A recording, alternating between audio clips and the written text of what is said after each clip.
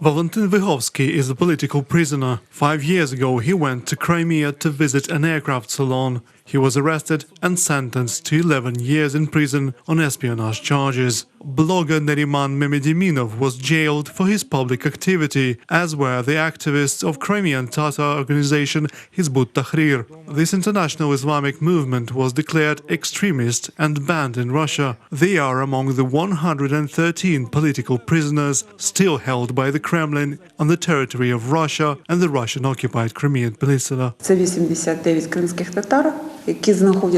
There are 89 Crimean Tatars. 52 of them are held in Crimea. The rest are in Russia. The list was put together by our office with the assistance of the Ukrainian embassy in Russia. We continue negotiations so that all of our citizens can return home. There are even more prisoners, both civilian and Ukrainian military, in the east of Ukraine in the territories under hybrid Russian occupation. The negotiators from the Trilateral Contact Group in Minsk are working on their return. The list of known POWs include tank driver Bohdan Pantyushenko.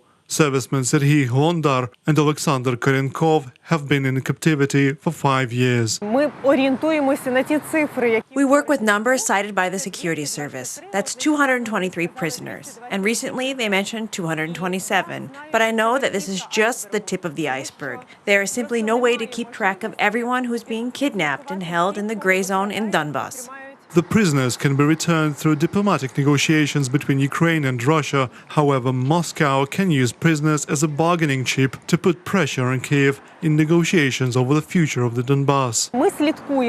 We follow the international negotiations, but at some point we need the help of thousands of people. Therefore, I urge you to become volunteers. Join public protests. Our principle is, I can't change anything alone, but without me, nothing can change.